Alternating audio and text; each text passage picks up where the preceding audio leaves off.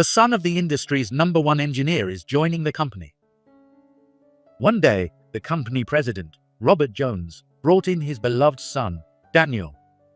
He boasted about Daniel being the top engineer in the industry. But without showing any real skills, Daniel strutted around the office, disrupting our work. When I told him to keep his voice down, he got angry and said, "In the UK, we fire the incompetent." Thanks. Although I was fired, I had been considering quitting ever since Jones became president. I kept working despite being reassigned, but I finally decided to leave this company that was turning into a sweatshop. I even left a $100 million project hanging and resigned. My name is William Johnson, 45 years old. I'm an engineer at a system development company. We handle everything from planning to selling antivirus software, production management systems, and various services tailored to our clients' needs. I've been in this industry for nearly 20 years, and continuous learning is essential to hone my skills. Some young people say, you don't have to study once you're an adult. But to survive in society, studying is indispensable. Adults need to keep learning, or they'll be lost when it really counts. Our company has a decent track record. We receive orders from clients, and there's no immediate fear of bankruptcy. The employees are competent, and many of them seem serious and dedicated. I've considered changing jobs many times due to the heavy overtime. But I didn't want to move to a place with lower pay, so I've managed to keep working by fooling myself. However, since the new president took over, I've been visiting job search websites more frequently. 6 months ago, the previous president announced his resignation to focus on treating his illness. The new president, Robert Jones, took over then. During the previous president's time, monthly overtime was kept to about 70 hours, considering the employees' burdens. But Jones is a devil of a man who only cares about sales and performance, treating employees as mere tools. During his inauguration speech, he said to us, "The company's sales won't increase with the previous lenient methods. You are worker ants. Dedicate yourselves to the company." I thought he was being overly dramatic, but Jones drastically changed the management policies. First, we used to record our check-in and check-out times with an IC card employee ID, making it easy to manage everyone's records through a system. This system is widely adopted because it allows for accurate time tracking and is convenient for management. However, Jones ordered us to revert to using paper time cards to make us work more overtime. Jones's idea seems to be that with paper time cards, we can clock out on time and then work overtime as much as we want. Of course, when we heard that we wouldn't be paid for overtime to cut labor costs, the employees and I were outraged.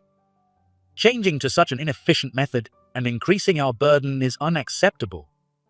I said this and confronted Jones directly. I asked him to return to the previous management method, but his response was, "If we do that, we can't fudge the overtime hours. If you have complaints, come back after you've increased sales." He wouldn't listen to us and always brought up sales in the end. Defeated, I trudged back to my desk, holding my head in my hands. Other employees were also openly distrustful of Jones's methods. By the way, why was Jones chosen as president? When I voiced my doubts, an employee told me a rumor. Apparently, Jones might have bribed the shareholders to vote for him. If the rumor is true, it's a disgraceful scandal for the company. However, there's no evidence of bribery, and Jones was chosen because of the previous president's trust in him as an executive. Whether the rumor is true or not, I'm worried about the company going downhill because of him. I said to the employee who shared the rumor, "Since becoming president, Robert Jones has imposed quotas on the sales and development departments. As a systems engineer, I'm involved in system development within the development department. Those who don't meet the quotas will get 0 summer bonuses." What? Jones forced unreasonable quotas on the sales and development departments to boost sales. He told us to create products that sell, and left us in despair. Whether we get bonuses depends on the company's performance, and last year we got nothing for both summer and winter. The development department must create sellable products, and the sales department must increase customers. In this situation where we get no overtime pay and only more burden, everyone is in despair. Let's seriously meet these quotas and work hard to get our bonuses. I encourage the dejected employees, spending time on maintenance of existing products and development of new ones. Though Jones imposed quotas, I took pride in my work as an engineer and dedicated myself to it. Gradually, we began to get new contracts, and just as we were about to meet our quotas, it happened. A long-time senior engineer I've worked with announced he was quitting. After working past 1 a.m. and staying at a business hotel together, he told me, "If the work environment gets any worse, I'm quitting." "What? You can't quit? We've worked hard together." He was someone who took care of me when I was new, and I respect him as an excellent engineer. But he couldn't stand the current company situation and had already submitted his resignation. Unpaid overtime, in addition to the harsh working hours, is a significant blow for a working adult supporting a family. I didn't want my respected senior to quit, but after hearing his story, I couldn't bring myself to stop him. It would be great if we could report this to the Labor Standards Office, but it's frustrating without evidence. Jones is the one managing all employee attendance records. He collects all the time cards and strictly checks if we clock out on time. If we punch out after working overtime, it's considered a violation, leading to a written reprimand and affecting our performance reviews. This is why employees grudgingly clock out on time and then continue working. What's more troublesome is that there are senior and veteran employees in the company, known as the Jones faction, who support Jones. These managers act as his enforcers, monitoring their subordinates to ensure they don't do anything strange. As a reward for their surveillance, they get promotions and bonuses, enjoying the benefits. In another department, a thorough monitoring is carried out by the manager, who sidelines any disliked employees. Since Jones became president, the company atmosphere has become oppressive. I had a feeling for a while, but recently the employees' behavior has been strange. Their heightened sense of caution, seeing everyone as enemies, evokes more pity than fear in me. Instead of working together on tough quotas, seniors are quitting, and morale is plummeting. We used to go out for drinks after work, but that's all gone now. It's all because Robert Jones became president. I kept thinking about what I could do in this situation. A few days later, after finishing a meeting with our long-standing client, Wall Corporation, I returned to the office. Jones stopped me and asked about the progress on the new product development. "It's progressing well. We're checking for bugs, and if there are no issues, we can launch it the month after next." The month after next? That's too late. Customers are always hungry for new products and services. Speed it up. He ordered me to fix any issues later and complete it quickly. "Even if you tell me this, I have other projects too." I showed him the materials I used in the meeting with the long-standing client, and Jones scoffed. "Dealing with small companies doesn't make us any money." Angry at his disrespect towards an important client, I couldn't help but snap back.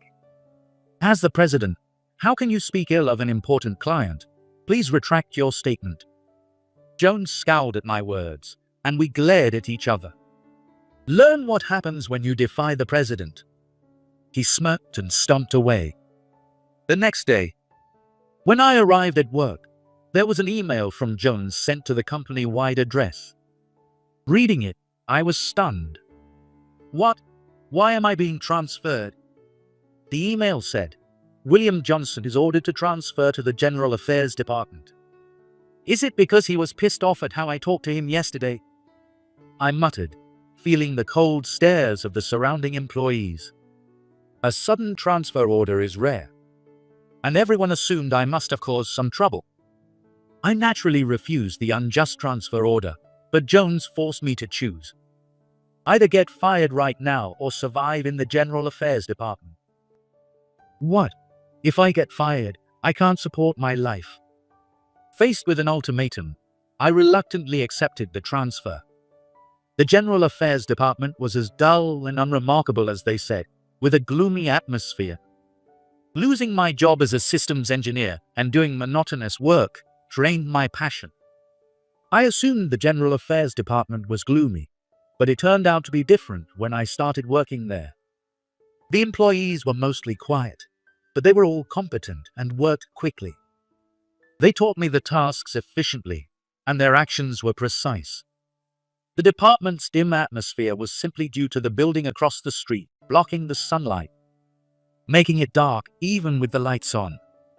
When I shared the story of my transfer with them, they sympathized, and it was the first time in a while I felt human kindness. The transfer was a shock, but I felt I could manage here. I was relieved not to have unreasonable quotas. However, 2 weeks after the transfer, something strange happened at the company. When I passed Jones in the hallway, he had an eerie smirk on his face. "Good day, President. Did something good happen?" As soon as I greeted him, he widened his eyes as if he'd been waiting for this. "Actually, Daniel has returned." "Daniel? Oh, your son." Daniel Jones is Jones's son, and he seems to adore him quite a bit. I've seen him catch random employees during breaks to brag about his son. Daniel is 30 years old and has been working at the company in United Kingdom. He resigned and returned to the US this morning. He seems to have learned a lot in the UK. I'm so proud to have such an accomplished son. Sensing that continuing to listen to Jones's bragging would be a waste of time, I tried to make a quick exit. But Jones, with a pompous tone, continued speaking. "The industries know. One engineer's son is joining the company." "What? One engineer joining?" I couldn't wrap my head around what he was saying. "Of course, my son will eventually take over this company. I haven't met Daniel yet, but just knowing he's Jones's son gives me a bad feeling." "Has your son already been active as an engineer?" "That's right. During his studies, he often called to say he won programming contests or got featured in business magazines, so he must be outstanding." It seems Daniel was quite a successful engineer in the UK, and his boss repeatedly tried to persuade him not to quit. It's surprising that someone like him would join a company with such a poor working environment. The next day, just as Jones said, a young man joined our company. As we were about to start work, Jones issued an order for all employees to gather in the main hall, and we hurried to assemble. Next to Jones stood a young man, presumably Daniel, whose eyes narrowed when he smiled, just like his father. "Everyone, my son Daniel has joined our company today. Give him a round of applause." Prompted by Jones, we exchanged glances and then clapped. Daniel stepped up to the microphone stand, puffed out his chest, and said, "Hey everyone, I'm Daniel Jones. Nice to meet you all." His flippant tone made me frown, so I looked down to hide it. Daniel has an impressive track record as a top engineer in the UK. I've decided he'll work as my right-hand man, showcasing his no-one industry skills. Jones's announcement caused a stir among the employees. This meant that Daniel would be given significant authority. Bringing him into the company without even an interview, solely based on Jones's decision, was an abuse of authority. But opposing it would surely lead to more punishment. Next time, it might not be a transfer but outright dismissal. I didn't want that to happen, so I could only clap in agreement. After Daniel's induction ceremony, when I talked with the General Affairs Department employees, everyone said, "It's time to leave this place." Clearly, they were fed up with Jones's ways and were looking for other jobs. I began to seriously consider finding a new job too. Daniel, much like Jones, was an extremely arrogant man. He strutted around the office, making the employees nervous to him. Emboldened, he poked his nose into various departments and complained about everything. In the UK, this is standard. That method won't work overseas, he would say, looking down on the employees.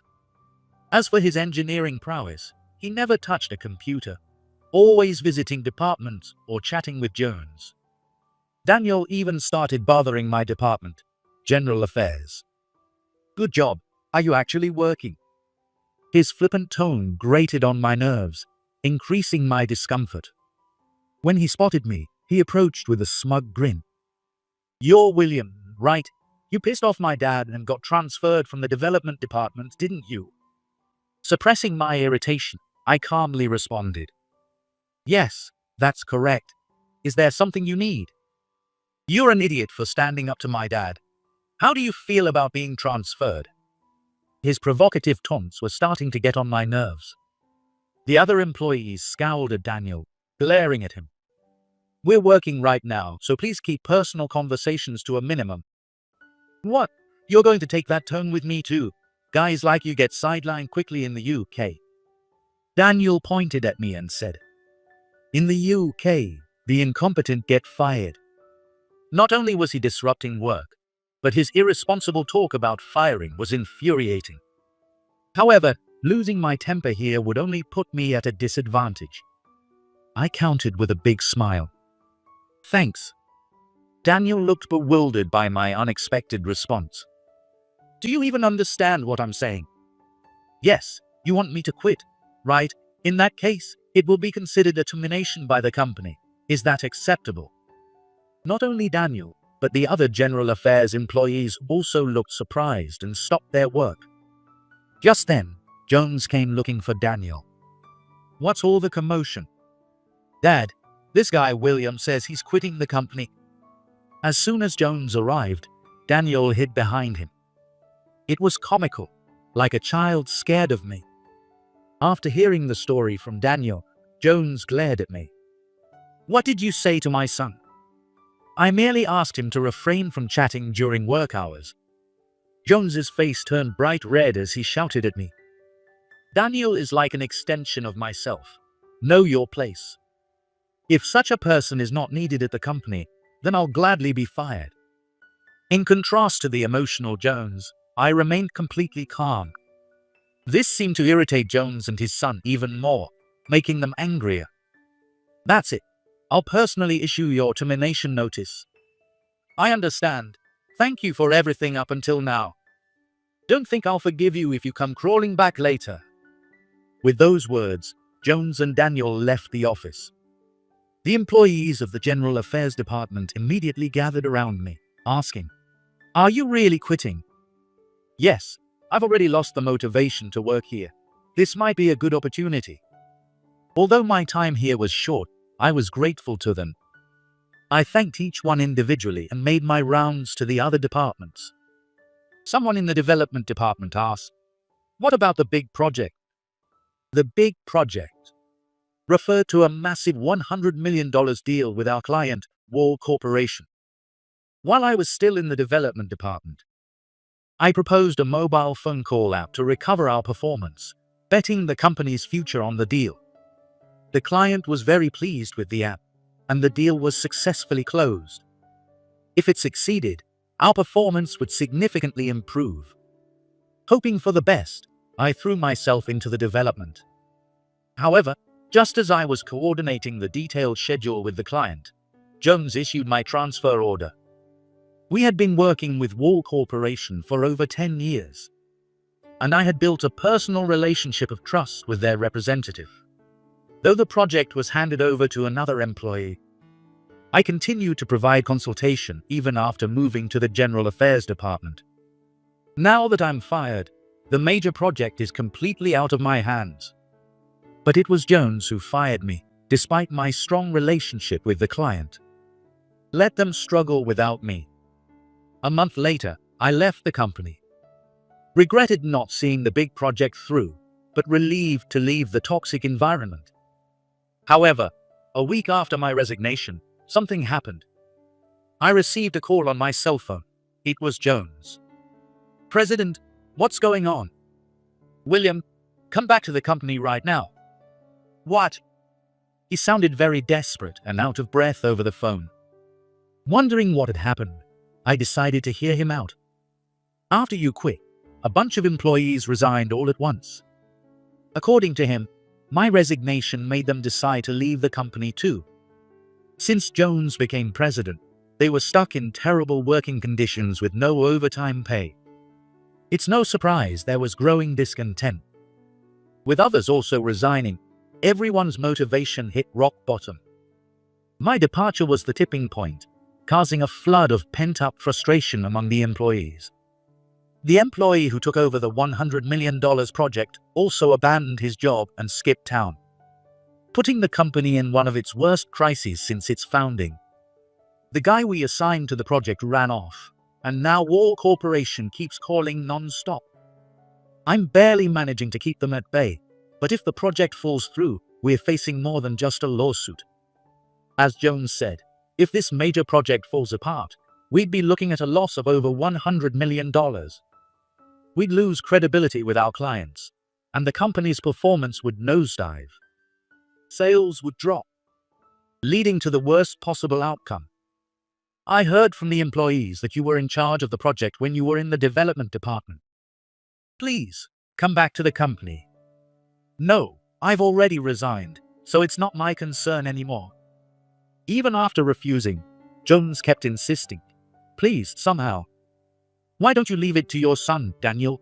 He's supposed to be an amazing engineer, right? He seems like the perfect fit. However, for some reason, Daniel didn't want to take on the project. Despite being an engineer, he was ignoring what should be a challenging and rewarding task. As I wondered about this, I heard Jones's weak voice. William, I'm begging you, please, just you, come back. No matter what you say, it's useless. I'm not coming back to the company. Goodbye. Why would I return to help someone who infuriates me? Just as I was about to hang up, he mentioned something interesting. Actually, Wall Corporation wants to visit us for a meeting tomorrow.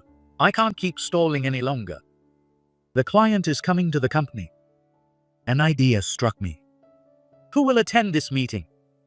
Well, I plan to attend myself. Hearing his answer, I smirked. All right, I will accept your request, Mr. President. Really? However, please have your son Daniel attend the meeting as well. Overjoyed at the thought of me returning, Jones enthusiastically agreed. All right. After noting the date and time, I ended the call and set to work on a plan. The next day, dressed in a suit, I returned to the company and appeared before Jones. William, I'm relieved you're back. Here's your ID card. But I didn't take the ID card and headed straight to the conference room. That's unnecessary. Let's prepare for the meeting before our guests arrive. Back at the company, it felt much emptier with so many employees gone. Even the General Affairs Department staff were doing their last tasks before leaving. When I entered the conference room, Daniel was there and immediately confronted me. Was it you who insisted I attend this meeting? Yes, I thought it would be beneficial to have an engineer like you present. Daniel, visibly annoyed, clicked his tongue and sat back down. I began the preparations alone, and right on time, the employees from Wall Corporation arrived. An engineer and a manager from Wall Corporation arrived, and we exchanged greetings. However, it seemed they had received poor treatment from Jones in my absence, making them tense and distrustful. Their displeasure was evident, and their impression of us was clearly low. The meeting was to be conducted by the three of us, Jones, Daniel, and myself. However, Jones and Daniel remained silent and appeared frightened. Left with no choice, I took the lead and started the meeting. I first apologized for the scheduling delays, reviewed the contract details, and listened to their concerns. Then, I turned to Daniel. Regarding our products, could you explain them to us, Mr. Engineer who returned from the UK? Me. He looked shocked at being suddenly called upon. Without waiting for a response, I handed him the materials and made him stand in front of the clients. Jones watched his son with a worried expression. Well? Daniel froze, staring at the documents, unable to speak. Seeing his faltering attempt, the client scowled and angrily asked, Are you kidding us? Finally, Daniel turned to me for help. Oh dear, I created this opportunity for you, and this is the extent of your ability. I muttered in exasperation, pushing him aside to the corner of the room. I then opened my own laptop. This is a call app I developed independently. Please take a look. What, William? What are you doing? You can't just do this on your own. Ignoring Jones's protests, I began my presentation of the app. The truth is, I had been struggling to find a new job after quitting, and when Jones mentioned the meeting, I saw an opportunity. I realized this was my chance to pitch myself to Wall Corporation. Drawing on all my experience, I delivered a confident and comprehensive presentation. I don't know if it's worth $100 million, but it encapsulated all the skills I've honed over the years. If this app were to be implemented, it could gain market share not only domestically, but also globally. Although this wasn't the original content of the meeting, the clients were captivated by my confident presentation. By the end, they applauded enthusiastically. I handed them my contact information. Thank you for listening. If you liked what you saw, please contact me personally. Having already built a strong relationship with the clients, I shook hands firmly with them, ensuring a detailed follow-up discussion. Having achieved my goal, I decided it was time to leave. Well, I'll be on my way, Mr. President. Daniel, I wish you luck with the rest of the meeting. What? I thought you were coming back to the company. Jones, looking pale, tried to stop me, but I just smiled and shook my head. I never intended to come back, see. I didn't even take the ID card. You? How dare you show off and then leave us like this? Daniel snarled at me. I gave you a chance to shine, Daniel, but you couldn't even explain properly. Are you really the #1 engineer in the industry? Daniel froze, sweating profusely under the questioning stares. Time ticked by, and all I could hear were his faint, shaky breaths. Well then, I'll take my leave. I wish both of you and the company the best of luck. Wait, don't leave us here. But I quickly exited the conference room. Now, Jones and Daniel would have to face the client's stern gazes and continue the meeting on their own. I doubted they could handle the explanations and maintain the deal. Before leaving the company, I had one more task to complete. With Jones and Daniel in the meeting room, the president's office was empty. I quietly went to the president's office and copied the attendance management system data from Jones's computer onto a USB drive. This was to gather evidence to report him to the Labor Standards Office. Sometimes bold actions are necessary to obtain conclusive evidence. After obtaining past time card records, I quickly left the president's office. I then sent this evidence along with a report to the Labor Standards Office. It was only a matter of time before Jones's violations of labor laws were exposed. That night, I received a call from Wall Corporation, inviting me to join their team. Naturally, I accepted without hesitation and secured the job offer.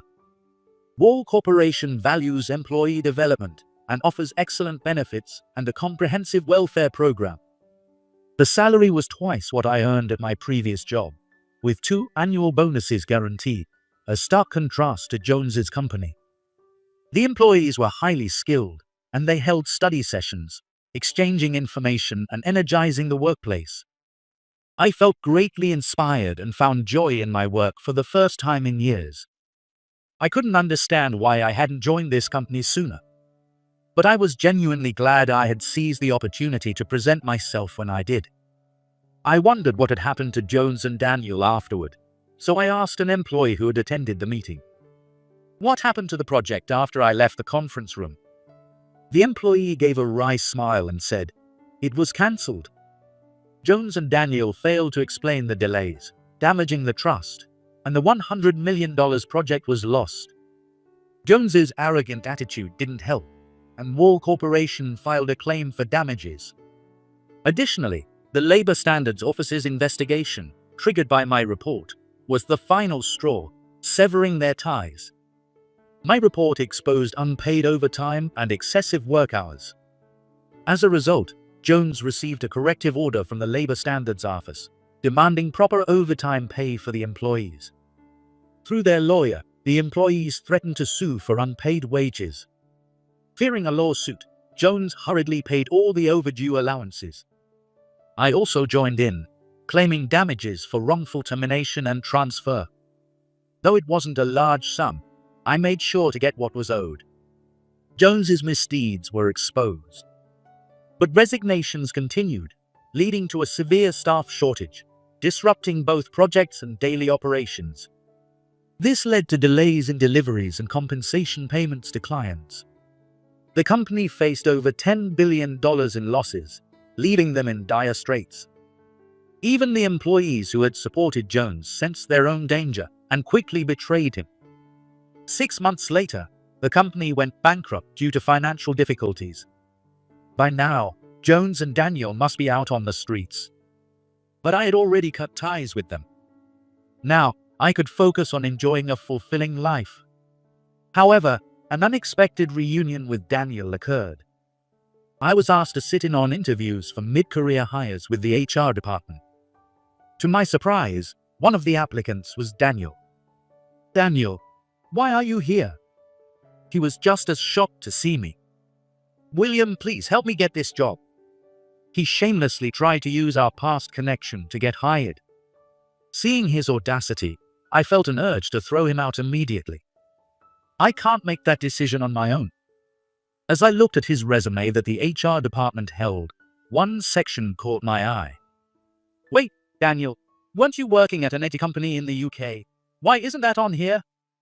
Experience abroad would be a significant advantage. But Daniel's resume had no mention of such experience, and his work history was completely blank. "Well, that's because. Also, there's no information about what you've been doing since graduating college. Have you been unemployed?" He tensed up, which confirmed my suspicion. Most likely, he had been living off the money Jones provided for his trip, pretending to work while actually doing nothing. Lying to his own father about being an engineer showed just how heartless he was. Seeing the HR manager's confusion, I explained my relationship with Daniel. "Actually, Daniel is the son of my previous employer. He wasn't well regarded in the company." The HR manager scowled at Daniel.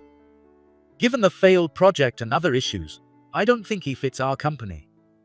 As I recommended not hiring him, Daniel panicked and approached me. "Please, don't reject me. My family is on the brink of bankruptcy because the company went under." "That's unfortunate. How is Jones handling it?"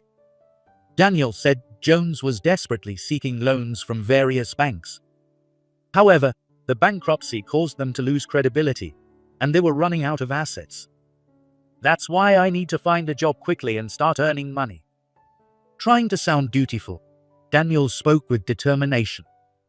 "If you had been honest about your experience and worked diligently, things might have been different. I haven't forgotten how you and your father mocked me." When I glared at him with a resolute attitude, Daniel trembled and begged for forgiveness.